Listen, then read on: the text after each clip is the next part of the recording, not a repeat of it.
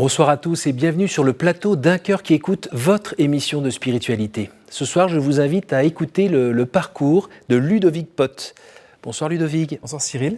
Vous venez de publier De la schizophrénie à Dieu aux éditions Docteur Angélique, collection Témoignages mystiques, où vous racontez votre parcours assez singulier, le témoignage d'une personne qui est touchée par la schizophrénie et qui a une expérience spirituelle assez forte qui nous permet aujourd'hui de vous recevoir.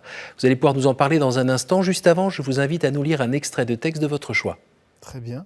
Alors, j'ai choisi un texte de Saint Matthieu, dont le titre est « Cherchez d'abord le royaume », Matthieu 6, 19. « Ne vous faites pas de trésors sur la terre, là où les mythes et la rouille les dévorent, où les voleurs percent des murs pour voler. Mais faites-vous des trésors dans le ciel, là où les mythes et la rouille ne dévorent pas, où les voleurs ne percent pas les murs pour voler. Car là où est ton trésor, là aussi sera ton cœur. La lampe du corps, c'est l'œil. Donc, si ton œil est vraiment clair, ton corps tout entier sera dans la lumière. Mais si ton œil est mauvais, ton cœur tout entier sera plongé dans les ténèbres. Si donc la lumière qui est en toi est ténèbres, quelles ténèbres y aura-t-il ? Aucun homme ne peut servir deux maîtres. Ou bien il détestera l'un et aimera l'autre, ou bien il s'attachera à l'un et méprisera l'autre. Vous ne pouvez pas servir à la fois Dieu et l'argent. C'est pourquoi je vous dis, ne faites pas de tant de soucis pour votre vie, au sujet de la nourriture, ni pour votre vêtement, ni pour votre corps au sujet des vêtements. La vie ne vaut pas plus que la nourriture, et le corps plus que les vêtements. Regardez les oiseaux du ciel, ils ne font ni semin ni moisson, ils ne font pas de réserve dans les greniers, et votre Père céleste les nourrit. Ne voulez-vous pas beaucoup plus qu'eux ? Tout cela, les païens le recherchent. Mais votre Père céleste sait que vous en avez besoin. Cherchez d'abord son royaume et sa justice, et tout cela vous sera donné par-dessus le marché. Ne faites pas de tant de soucis pour demain. Demain se suffira de lui-même. À chaque jour suffit sa peine. Pourquoi avez-vous choisi cet extrait-là ? Alors ça parle de l'abandon à la providence. Et depuis que j'essaie de mettre le commandement du Seigneur, de le mettre à première place dans ma vie, la providence agit et j'ai envie de partager cela. Alors on va revenir là-dessus pendant cette émission. D'abord, est-ce que vous pourriez nous dire un petit peu d'où vous venez, dans quelle famille vous avez grandi ? Qui êtes-vous ? Alors, je suis né en Bretagne, à Morlaix, Finistère Nord, d'une famille de catholiques pratiquants. Et je n'avais pas la foi en fait. J'avais un vide intérieur. J'avais un père assez autoritaire et j'étais un peu, déjà fragile à l'époque. Et j'étais un peu comme une page blanche. Donc je suivais les communions, tout ça, parce qu'il fallait le faire, mais sans avoir la foi. Et donc, à 18 ans, je suis parti en région parisienne faire des études d'infirmier. Oui. Et j'ai arrêté tout de suite toute pratique religieuse. Et je suis tombé dans le cannabis.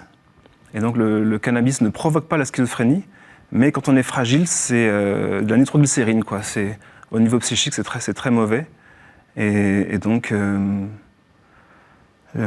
j'ai commencé quelques années plus tard à entendre des voix, mais je m'en inquiétais pas. C'était souvent le soir au moment du coucher.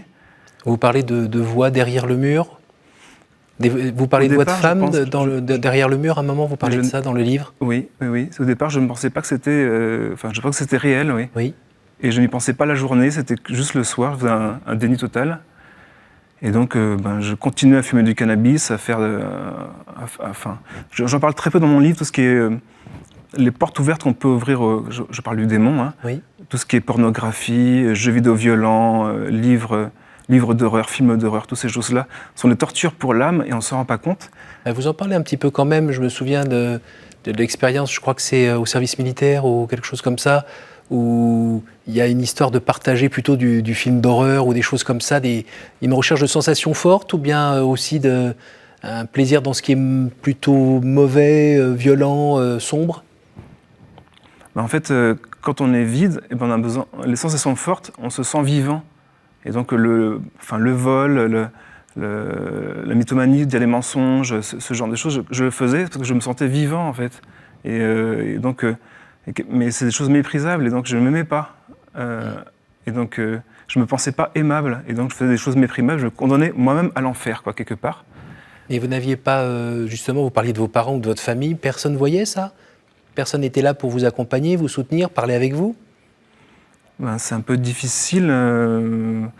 À l'époque où le cannabis n'était pas encore si connu que maintenant, Oui. Et je le disais ouvertement, que j'étais fumeur et que j'avais un peu de l'orgueil même par rapport à ça, Oui. d'avoir tout compris la société, d'être en marge et que c'était ça la vraie place dans la société, c'est d'être en marge, d'être en opposition. Mhm. Rebelle, quoi. Ouais, c'est ça, oui, vraiment un punk, apatride, enfin, ce genre de choses. Mais personne ne le voyait dans votre famille. Personne s'est dit oh, Ludovic, tu fais quoi? C'est bizarre ce que tu fais, c'est bizarre ce que tu dis. T'as pas l'air heureux, mon pote? Non, j'ai pas eu ce genre de remarques, non. Et donc ça allait de plus en plus fort, parce qu'en fait le cannabis c'est dose-dépendant, donc pour le même effet il faut augmenter les doses, et donc et de plus en plus ils trafiquent le taux... le THC? Le THC, oui, ce qui est le principe actif, et donc plus c'est fort, plus on est dépendant aussi. Quand vous avez commencé à entendre ces voix, vous vous êtes dit que c'était un nouvel effet du cannabis que vous ne connaissiez pas, ou c'était le réel, l'irréel, ou vous étiez Moi, c'était réel, c'était vraiment des personnes derrière le mur, oui. D'accord. Oui. Et donc... Ça vous a fait un peu peur ou pas? Non. Les voix ne sont pas devenues angoissantes, c'est plus tard qu'elles sont devenues angoissantes, oui. Oui. Et elles disaient quoi principalement, ces voix? En fait, je n'arrivais pas à avoir une relation amoureuse et j'étais très frustré par rapport à ça. Et donc les voix m'invitaient à avoir une relation amoureuse avec elles, en fait.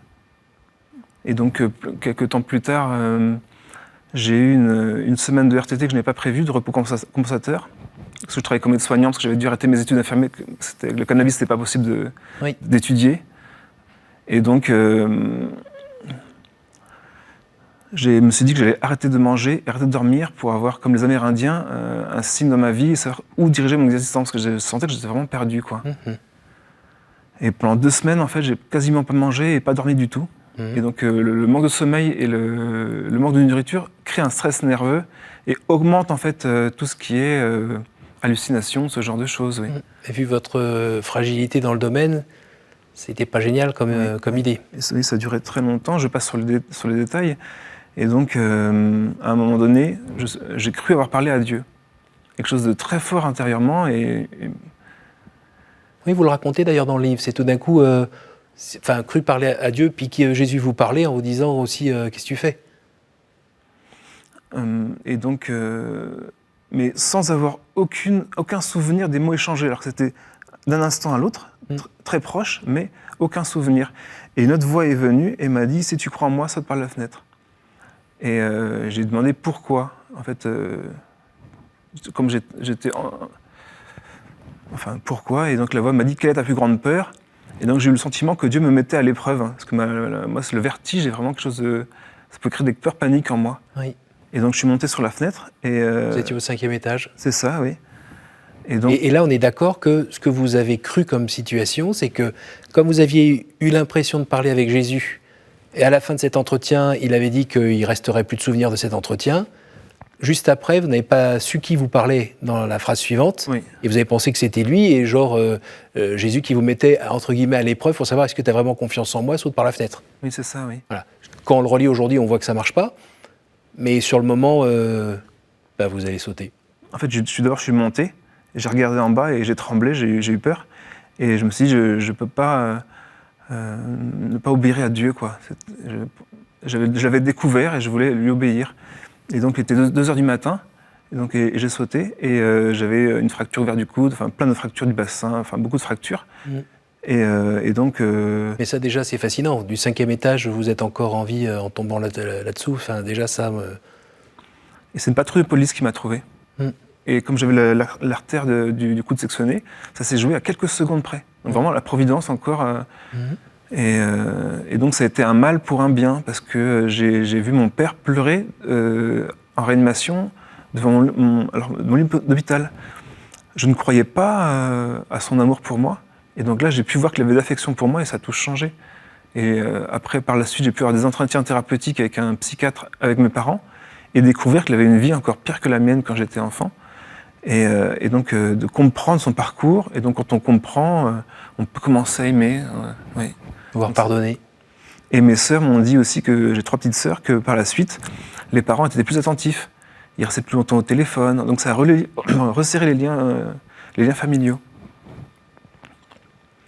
Et le contact et la relation avec le Christ, qu'est-ce que c'est devenu après cette expérience terrible?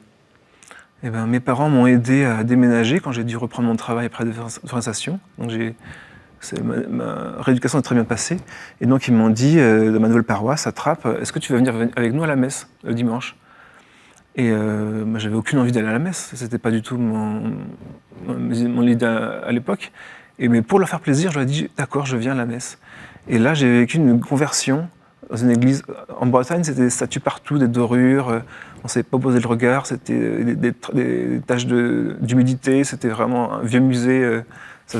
Et là, par contre, une église toute blanche, avec un grand Christ en croix, très, très dépouillé, avec une chorale de jeunes, avec des enfants, avec des gens de tous les horizons, et rempli, quoi. Et j'ai senti une joie, une paix que je ne connaissais pas avant. Et ça m'a donné envie de revivre ça. Donc je suis revenu par moi-même. J'ai commencé à lire la Bible, j'ai commencé à prier, à avoir une vie de foi. Et donc c'était un départ, un nouveau départ. Vous aviez quel âge? 26 ans. Aujourd'hui, vous avez la quarantaine? J'ai 43 ans, oui. Vous avez une croix autour du cou. De quoi s'agit-il? Alors, j'ai fait Saint-Jacques-de-Compostelle. Et je voulais prendre un livre d'une sainte où elle écrivait une autobiographie d'une personne sainte. Et au hasard, j'ai pris Sainte Thérèse de l'Enfant Jésus, son manuscrit autobiographique. Et ce qu'elle disait de la vie monastique, c'était tellement beau que j'ai eu envie de le vivre. Et je lisais un chapitre tous les jours en marchant, et ça m'a ébloui, quoi. Vraiment, ce qu'elle décrit, pour moi, c'était magnifique. Et donc, en passant un peu sur le détail, je me suis mis en relation avec la congrégation Notre-Dame d'Espérance, qui est la seule congrégation, quand on est malade psychique fragile, on peut avoir une chance de pouvoir être pris. Donc c'est d'origine bénédictine? Affilium bénédictin, oui. Voilà. Donc il y a plusieurs prieurés en France. Il y a 10 prieurés, et ça fait plus de 50 ans que ça existe, c'est en 66. D'accord. Et il y en a combien de moines en France qui font partie de à peu près cette 150. famille? 150. Oui. Donc vous avez essayé de voir si vous pouviez rentrer dans cette forme de vie? Oui, mais je suis arrivé un petit peu, prenez-moi comme je suis, parce qu'il y avait des tests psychologiques, et donc le test a eu lieu 1 mois après mon entrée, et donc on m'a expliqué que c'est comme une photographie. Et donc j'étais pas encore vraiment dedans, donc le résultat du test était avis très réservé, donc c'était pas brillant. Mais comme je m'adaptais très bien, j'ai eu la chance de pouvoir vivre 33 mois là-bas.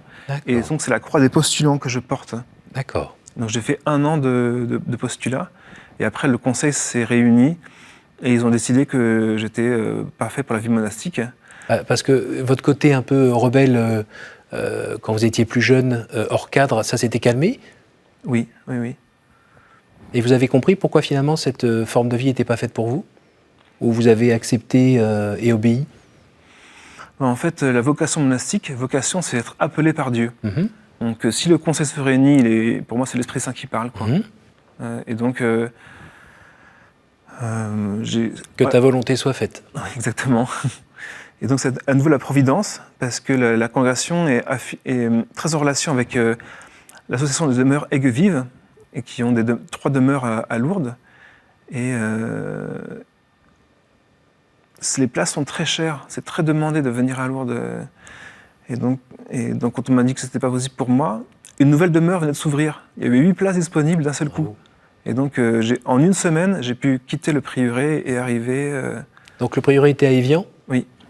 Et vous êtes allé dans une autre ville d'eau, donc à Lourdes? J'ai fait Haute-Savoie, Haute-Pyrénées, oui. D'accord. Oui. Et donc là, ça fait combien d'années maintenant que vous êtes là-bas? Plus de 3 ans. 3 ans. Donc comment s'organise la vie là-bas dans cette maison? Parce que vous êtes vraiment dans le cœur de Lourdes, là. Oui. Donc c'est une colocation entre personnes de santé fragiles. Et il y a une membre de soutien qui dirige pour les tâches.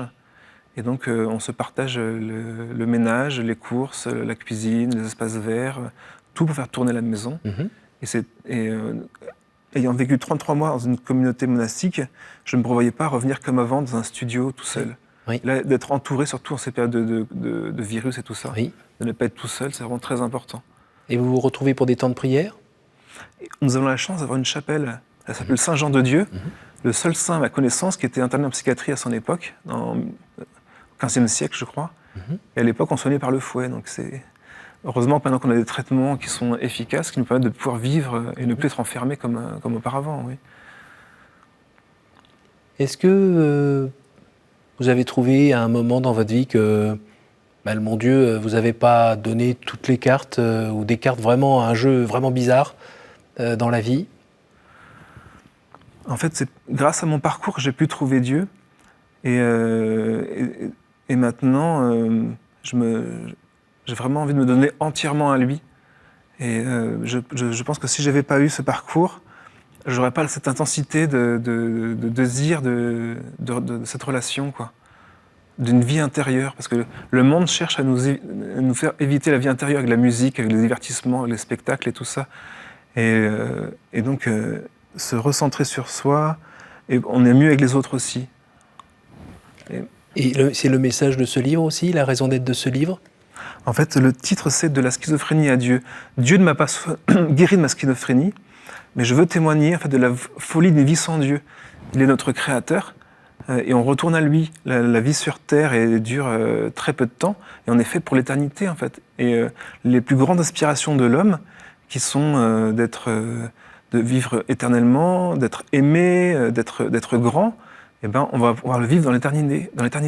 L'éternité, c'est de voir Dieu face à face et de lui être semblable. Et donc, c'est magnifique. Et, question un peu saugrenue, quand vous allez ressusciter, vous aimeriez être comment? Ressusciter comment Guéri? Pas guéri, comme vous êtes aujourd'hui? Comme vous étiez enfant? Ben, je pense que après la chute d'Adam et Ève, le mal est entré dans le monde, et je pense que la schizophrénie fait partie de ce mal. Et donc, après la résurrection, il n'y aura plus de maladie, il n'y aura plus de mal. Et donc, tout le monde pourra communiquer, être heureux du bonheur des autres.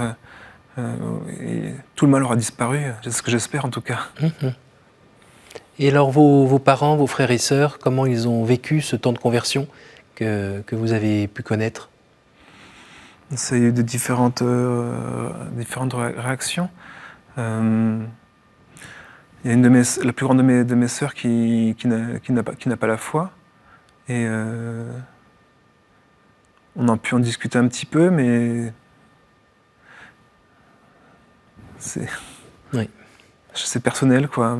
Mais bon, j'aime bien donner mon témoignage, oui. Et les parents? Mes parents sont venus me voir plusieurs fois au monastère. Oui. Et ils viennent me voir à Lourdes. Et donc, en fait, quand j'étais en réanimation, le pronostic vital était réservé. Et ma mère a dit à ma Marie, « Maintenant, ce n'est plus moi la mère de Ludovic, c'est toi sa maman. » Et donc, j'ai l'impression que Marie me suit depuis ce moment-là maintenant, je suis à Lourdes. Donc oui. Et en fait, ma relation avec ma mère, c'est beaucoup affermi. Enfin, les liens se sont créés. Et on échange beaucoup plus qu'avant, oui. Donc en fait, j'ai vraiment gagné au change. Ma mère est devenue plus proche et maman Marie aussi. Pas mal. Vous êtes venu avec un t-shirt où c'est écrit Mary's Meals. Ça me rappelle un invité que nous avions reçu ici, qui était le fondateur de cette association qui distribue des repas à des enfants dans le monde qui n'ont pas de quoi manger. Pourquoi vous portez ce t-shirt? Je me suis posé la question. Enfin, oui, on a parlé qu'on peut venir comme on voulait. Donc je suis bénévole pour cette association depuis 1 an. Et en fait, les repas sont donnés à l'école. Et donc les enfants dont les parents ont très peu de moyens, souvent ils vont mendier, ils vont travailler, ils ne peuvent pas étudier. Pour sortir du cycle de la pauvreté, il faut faire des études. Oui. Et il y a des pays en Afrique où il y a la nourriture, mais il y a pas, les gens n'ont pas les moyens. Et donc, pour moi, c'est une formidable idée de faire... Et tout marche par des bénévoles sur place. Ce sont les mamans qui préparent les repas bénévolement pour les enfants. Et ils utilisent les ressources du pays. Ils ne font pas revenir des choses de très loin. C'est en circuit court. Et donc, ils arrivent à faire des choses magnifiques. Pour moins de 19 €, on peut nourrir un enfant pendant 1 an. Et c'est pas qu'en Afrique, c'est en Asie, en Amérique du Sud. Et vous êtes investi comment? Vous êtes allé en Afrique, en Asie Vous avez fait ça à quel endroit? Comment vous êtes investi concrètement? Alors, déjà par des dons. Ensuite, j'étais à Medjugorje, j'ai pu rencontrer des vols là-bas. Et en fait, ils ne parlaient pas français, donc c'est moi qui fais l'exposé en français. Et sur ma chaîne YouTube, donc je suis serviteur 44 sur YouTube, j'ai regroupé toutes les différentes choses qu'on pourrait trouver sur Mary's Mills pour que les personnes, s'ils font une recherche, tombent sur la playlist et puissent tout regarder. Et donc, avec l'accord du curé de la paroisse de Lourdes, de l'abbé Duhart, on a pu faire une action de carême où on a vendu des chapelets faits à la main, on a vendu des gâteaux, des livres aussi, le cabanon qui nourrit 1 million d'enfants, de Jason McFarlane, le fondateur. Et donc c'était une réussite, on a eu une recette de plus de 500 €. Et donc je suis en lien avec la secrétaire de Mary's Mills France. D'accord. Oui. Un petit mot sur la proximité du sanctuaire de Lourdes. Ça vous permet d'y aller tous les jours? En fait, au début, j'y allais pas trop. Et en fait, je suis devenu parrain d'un petit Emmanuel, un ami de Lourdes. Ils ont nourri leur enfant à l'eau de Lourdes depuis la naissance. Et c'est incroyable. Le petit, depuis tout jeune, il montre la statue de Maman Marie, de Saint Joseph. À peine 1 an et demi, il ne sait pas encore parler. Il se mettait à genoux comme ça devant. Il est très précoce en fait. Il commence à faire le ménage, à mettre la table alors qu'il est tout petit. Et je me dis, mais si cette eau de l'eau peut faire ça, et donc avec confiance, j'essaie d'aller tous les semaines pour prendre une petite réserve d'eau. Pour vous aussi?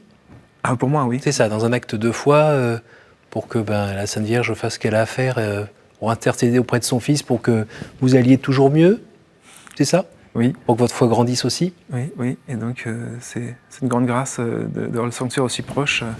Oui, donc, le message de Lourdes, c'est venez à la grotte pour boire et vous y laver.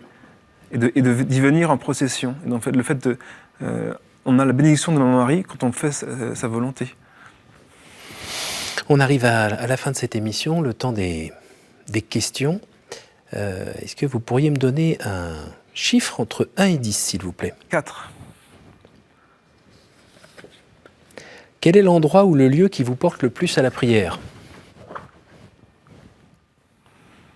Alors, ça me fait penser à une parole du Christ, je ne sais plus, peut-être à Sainte Faustine, qui disait qu'en fait, c'était pas besoin de faire de longs pèlerinages, d'aller à l'autre bout du monde pour trouver Dieu, c'était le Saint-Sacrement. Et même quand il n'est pas exposé, donc pour moi, si le sacrement est là, ça me suffit, j'ai pas besoin d'aller faire des kilomètres. Entre 1 et 9?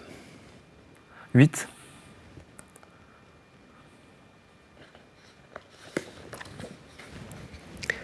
Quel est le personnage ou le saint que vous aimeriez retrouver au ciel? Alors, Sainte Thérèse de l'Enfant Jésus, je l'appelle ma petite sœur du ciel. Et donc, je pense que chacun, on a un saint ou une sainte préférée. Et donc, elle a beaucoup été importante pour moi dans ma vie de foi. Donc, j'ai bien envie un jour pouvoir réussir à discuter avec elle, oui. Allez, je vois que je suis encore entre 1 et 10 à nouveau. Alors, le chiffre 1. Quelle est la vertu qui vous manque et à laquelle vous aspirez? Je pense que au niveau de l'orgueil, j'ai des travaux à faire sur moi-même. Oui, j'ai du mal à accepter les remarques, et donc je surréagis parfois quand on me fait une remarque par de l'énervement. Et donc venez en école parce que je suis doux et humble de cœur. C'est un message du Christ et j'aimerais pouvoir le mettre en pratique. Est-ce que vous auriez un message particulier à dire aux gens qui ont la même maladie que vous ou qui ont un membre de leur famille qui est atteint aussi par cette chose-là? Est-ce que vous auriez envie de leur dire quelque chose, un message particulier?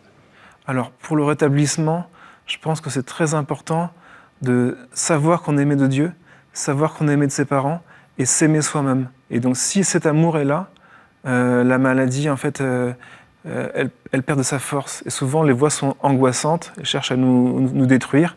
Et donc, si on s'aime, on se sent aimé, on a des forces pour résister. Merci beaucoup Ludovic Pott. Je rappelle le titre de votre livre, De la schizophrénie à Dieu, paru aux éditions Docteur Angélique, collection Témoignages mystiques. Merci beaucoup d'être venu de Lourdes, nous partager cela là dans la banlieue parisienne. Merci et merci à vous tous pour votre fidélité. N'hésitez pas à retrouver ce témoignage sur notre site www.ktotv.com. N'hésitez pas à le partager autour de vous auprès des gens qui sont concernés et puis les autres aussi pour peut-être leur ouvrir davantage les yeux et le cœur. Merci à vous tous et à la semaine prochaine.